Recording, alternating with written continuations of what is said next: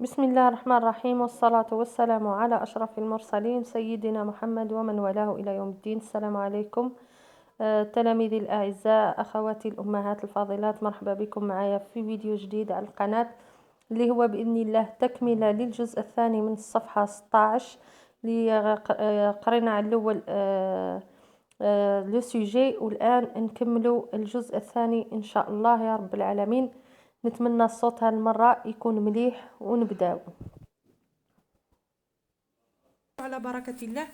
الجزء الثاني من الصفحة رقم 16. شوفوا، راح نقراه لكم ونشرحه ومن بعد نوليو للكتاب ان شاء الله. عطانا لا دوزيام بارتي وش قالنا فيها، نقراو مع بعض. غلي لو تكست يعني اقرا لو تكست تاع بوزيد. puis choisis la bonne réponse، ثم اختر الإجابة الصحيحة. Que s'est-il passé depuis que Maya est blessée à la patte؟ قالك ماذا جرى منذ أن البيروكي جو بونس مايا نو il y a aussi Maya la gazelle c'est une gazelle. نعاودو نقراو لو تكست أو قالوا لنا غولي يعني نورمالمون نعاود أنا نقرا. Le gardien du zoo. Bouzid est le gardien du zoo. Il adore les animaux. Le matin, il nourrit les perroquets. Il nettoie aussi les cages. Au moment de la douche, le petit éléphant est content. Il y a aussi Maya, c'est sa gazelle préférée. Depuis que sa patte est blessée, elle ne court plus vite.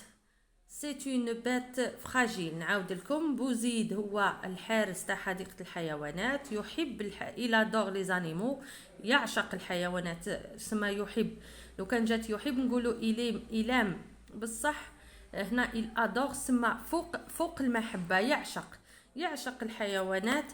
كل صباح le matin il nourrit les perroquets، يطعم الببغاء. Il nettoie aussi les cages وينظف الأقفاص. Au moment de la douche أثناء الاستحمام le petit éléphant est content، الفيل الصغير يكون سعيد.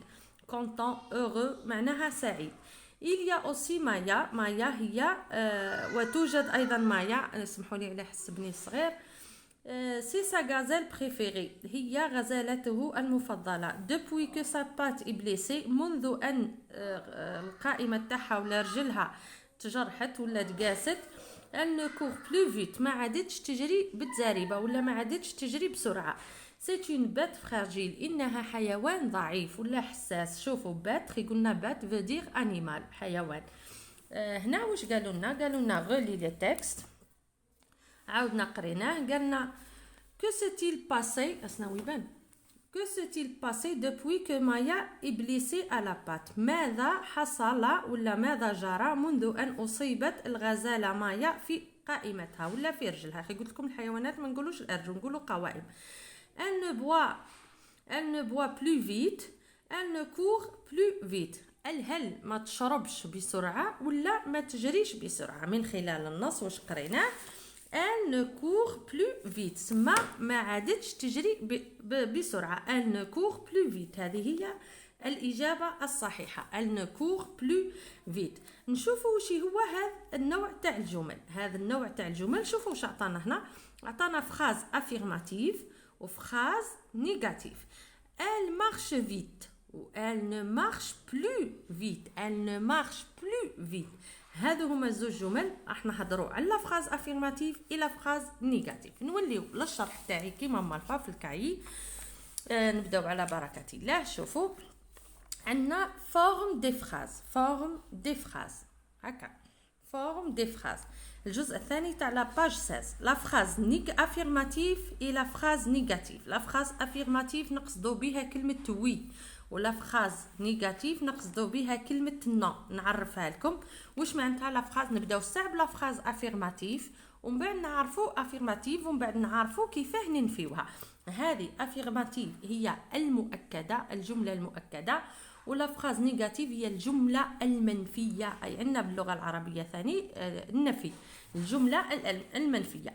قبل ما ننفيو الجمله نفهموا الجمله العاديه المؤكده. لا فراز افيرماتيف سي كوا اون فراز افيرماتيف، ولا ما معنى اون فراز افيرماتيف؟ هي الجمله التي تعبر عن تاكيد المعلومه بنعم او وي، يعني بمعنى اخر نسميوها جمله مؤكده، تمد معلومه صحيحه مؤكده. اكزامبل، مثلا نقول لك ليلى مارش فيت، ليلى تمشي بسرعه، تقول لي وي ليلى تمشي بسرعة. نعم، هذه جملة مؤكدة، une phrase affirmative. une phrase affirmative، ما نفيتش، لم أنفي أن ليلى تمشي بسرعة، بالعكس أكدتها. وي ليلى مارش فيت، معلومة صحيحة مؤكدة. هذه الجملة المؤكدة اللي هي لا فراز افيرماتيف. لا فراز افيرماتيف. درك انا بغيت ننفي الجمله هذه، ليلى ما تمشيش بسرعه، ليلى تمشي بالعقل.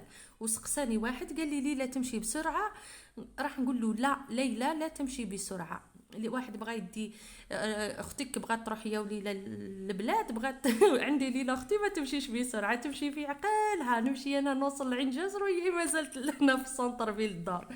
عندي ليلى اختي ما تمشيش بسرعه، على هذاك قلت الجمله على ليلى. ليلى مارش فيت، لا ليلى ما تمشيش بسرعه. كي نبغي ننفيها واش نقول في العربيه؟ بالعربيه واش نقول؟ ليلى لا تمشي بسرعه، لا تمشي بسرعه، نفيتها. هذه جمله منفيه بالعربيه. كي نجي شوفوا واش استعملت بالعربيه، استعملت اداه النفي لا. حتى بالفرنسي قرينا ادوات النفي اللي ننفيو بهم الجمل، قرينا في السنه الرابعه نو با اللي هي لا العاديه. السنه زادوا لكم نو بلو اللي هي بالعربيه تاعنا لن. ها سمحوا دوك نعاود ناكد لكم كيفاه ننفي الجمله هذه. شوفوا الجمله لا فراز نيجاتيف هي الجمله المنفيه، وهي التي تنفي المعلومه بكلمه لا. نديروا لا السنه الرابعه باش ننفيو جمله قرينا نو با. مثلا نعاود لكم نفس الجمله باش ما نكثرش عليكم الدوره. ليلى مارش فيت، هذه قلنا فراز افيرماتيف.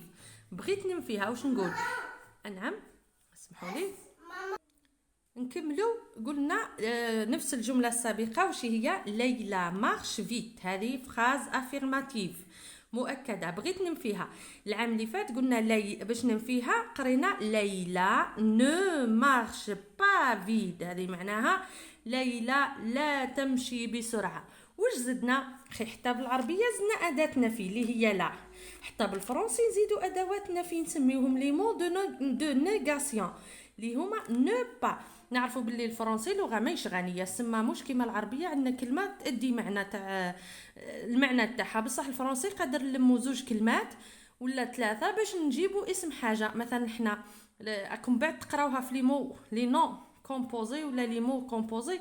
مثلا حنا عندنا لا ماشينا لافي نقولوا الغساله، هما باش يقولوا لا ماشينا لافي يلصقوا زوج كلمات ماشين لافي، آلة للغسيل. هذه هي، فهمتوا؟ حنا حتى هما هكاك. هذه نو با راهي كامل معناها لا تمشي بسرعه. ليلى نو مارش با فيت، هنا نفيتها. زدت الحرفين تاع ولا زدت ادوات النفي اللي هي نو با. شوفوا وين حطيتهم. شوفوا ليلى سي كوا، خي قريناها. ليلى سي سوجي، خي قريناها. ليلى سي لو سوجي. ومن بعد هذا سي كوا، مازال ما قريناش. سي لو فيرب الفعل. وهذا ثاني مازال ما قريناش، خلينا منه. المهم شوفوا لا فراز نيجاتيف وين تجي. شوفوا لا فراز نيجاتيف وين تجي. لي مو دو نيغاسيون وين يجيو. شوفوا يجيو بين السوجي، ها هي. شوفوا كي شغل تزيد للسوجي هاك والفيرب هاك حطيت نو، وقبل ما نكمل الجمله تاعي زدت تزيد الفيرب هاك واللي وراه هاك. راكم قريتوهم السنه الرابعه وحطيت با. هذا لو سي او دي، خليني نكتبه لكم لانكم قريتوهم السنه الرابعه. نعاود لكم كيش تجيبين نديرو السوجي ونو، نكتب الفيرب تاعي كيما راهو ما نغير فيه والو، مارش ما نفت، ونزيد الكلمه اللي بقات با، ومن بعد نكمل لو ريست تاع لا فراس تاعي. هكا سما نفيت الجمله هذه باستعمال اداه النفي نو با. واضح؟ ما نغير والو في الجمله. ندز شويه هك ندز السوجي منا وندز لو سي او دي منا، نحط نو با بين سما لو فيرب نحصرو بين نو وبين با. فهمتوا؟ ما نغير فيها والو. هذو هما بلايصهم. هذه لا فراز نيجاتيف نفيتها. نعاودو نوليو ان شاء الله نكون راني نوصل معلومه. شوف كيما العربية عندنا أدوات النفي اللي ننفي بهم الجمل، حتى بالفرنسي عندنا أدوات نفي. قالك وحتى يمكنني الحصول على الجملة المنفية، هناك كلمات أو حروف يجب استعمالها كيما الجملة العربية. أخي في العربية كي نبغي ننفي عندنا لا ولن ولم، هذو هما الادوات نفسهم وكاينين بالفرنسي، نسميوهم حروف النفي. في الفرنسي نسميوهم لي مو دو نيغاسيون، ادوات النفي ولا كلمات النفي. شوفوا واش احنا قلنا ليلى مارش فيت، درت ليلى نو مارش با فيت، ليلى تمشي بسرعه، ليلى لا تمشي بسرعه، نفيتها بهالجمله. لا هذه هي عوضناها بنو نو مارش با فيت. ما نغير والو في الجمله، غير نحط قبل الفعل وبعده نو با، نوليو لي مو دو نيغاسيون. واش هما لي مو دو نيغاسيون ولا ادوات النفي؟ شوفوا عندنا نو با اللي قريتوها السنه الرابعه هي لا. هنا وزادوا لكم عطاوكم نو بلو عطاوكم نو بلو، عندها نفس المعنى، معنى النفي، هي تنفي الجمله، بصح معناها في العربيه لن. دوك نعطيكم الفرق بين نو با نو بلو وعندنا نو غيان نو جامي. احنا نو غيان بريسك ما تقراوهاش خلاص وما يستعملوهاش خلاص، المهم قادر يعطيوكم برك نو جامي يعني لم.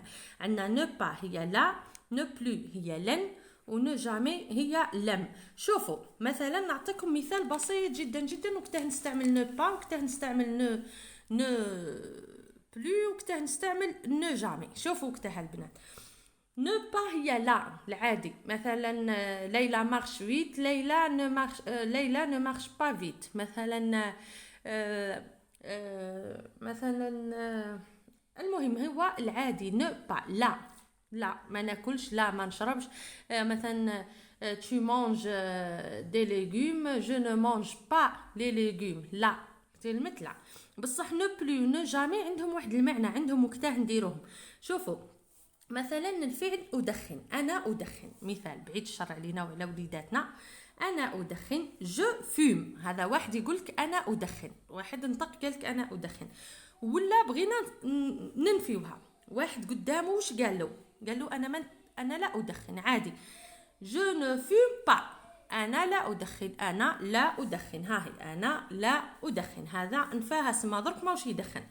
واحد كان يتكيف وحبس قال له انا جو نو فيم بلو، سما كنت نتكيف بكري بصح دركا عدت ما نزيدش بلو، هذه معناها كنت نقوم بعمل وبطلته. نو بلو كيما هنا كيفاه هنا علاه داروا لنا نو بلو باسكو لا غازال قبل ما تتبليسه في رجلها كانت تجري بسرعه، كي التبليسات عادت ما تجريش بسرعه، هي كانت تجري بسرعه بصح ملي التبليسات ما عادتش تجري بسرعه. فهمتوا؟ اسم العمل هذا كانت تقوم به بكري، ولكن من نهار التبليسات مسكينه عاد تمشي في عقلها. اسمها هذا العمل، على هذا قلنا نو بلو، اسمها كانت تدير في هذا العمل ومن بعد ولات ما تديروش. كيما هذا كان يتكيف وبطل، مثلا يقول انا ادخن، كنت ندخن وحبست، وش قال له جو نو فيم بلو، ما نزيدش نتكيف. واحد في عمره ما دخن، في عمره ما تكيف، وش قال لهم مثلا بالدارجه وش يقول بالعربيه؟ يقول انا لم ادخن ابدا قط، انا لم ادخن، سما في حياتي ما ذقته. يقول جو نو فيم جامي، احنا بالدارجه بعد نقولوا جامي صراحه، سما كي شغل حاجه نفيوها من لا غاسين، كي شغل ما كانش منها خلاص. فهمتوا الحكايه؟ هذه هي لا ديفيرونس بين با و بلو و جامي. هنا با العاديه كي نقول جمله بسيطه نفيها، لن كي نكون ندير في حاجه وبغيت نحبسها، مثلا كنت كيما المثال هذا نعتذر عليه بصح بغيتو يكون فايده للاولاد ولا لي ماما ولا المهم جو نو فيم با، هو قال لهم انا عمري انا ما نتكيفش، لا ما نتكيفش. واحد بغى يفهم اكثر قال له جو نو فيم بلو، يعني انا كنت نتكيف وحبست، كنت أدخن وتوقفت عند التدخين. واحد في حياته لم أدخن، وش قالهم؟ جو نو فيم جامي، أنا عمري ما تكيفت، جو نو فيم جامي اللي هي أنا لم أدخن أبدا.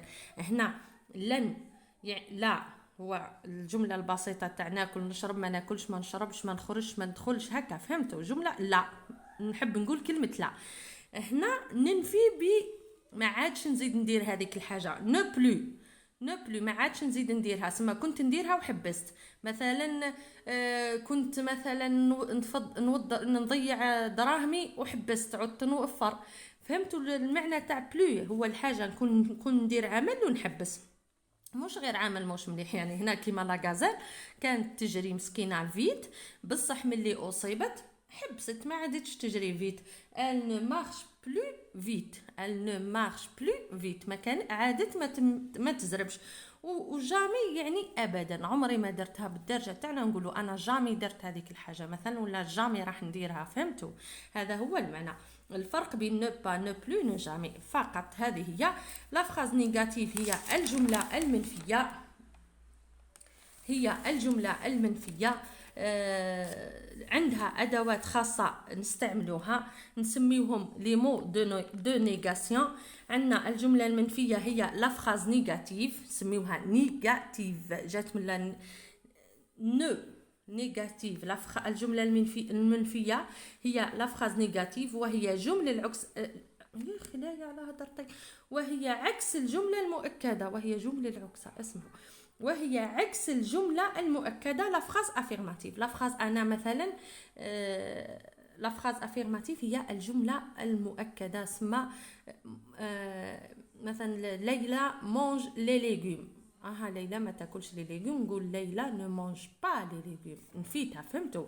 ان شاء الله نكون راني نشرح لكم بطريقه بسيطه. الجمله المؤكده لا فراز افيرماتيف كي نجيو نعكسوها بحروف النفي تولي عندنا جمله نيجاتيف، يعني من نيجاتيف يعني منفيه. الحروف تاع النفي في العربيه نفسهم، عندنا لا ولن ولم، وهكاك في الفرنسي عندنا نو با نو بلو نو جامي. نو با هي لا، نو بلو هي لن، نو جامي هي لم.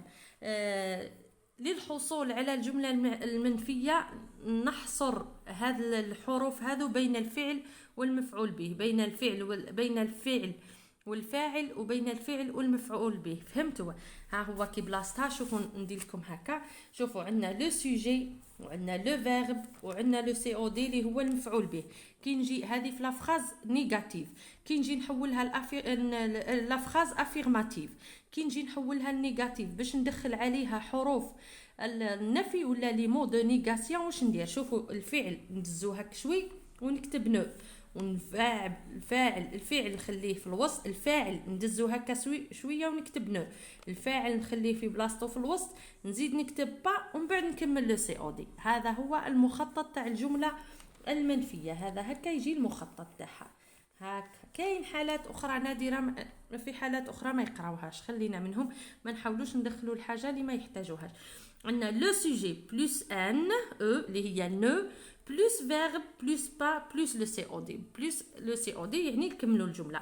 هذا هو المخطط كيفاه نحطوا ادوات النفي تاعنا، سواء نو با ولا نو بلو ولا نو جامي، والفعل يجي في الوسط وما نغيروا فيه حتى حاجه، ما نغيروا في والو، نزيدوا نو با نو جامي، نو بلو نو با نو بلو نو جامي. هذا ما كان. عندنا ملاحظه بسيطه جدا، كاين عندما يبدا الفعل بفوايال. شي هما لي فوايال؟ خي قلنا هما الحروف المتحركه اللي هما ا او اي، حسناكم تشوفوا ا او اي ايغريك والاو، هذو 1 2 3 اي، ا والاو والاي والايغريك والاو، هذو هما جو بونس هما 6.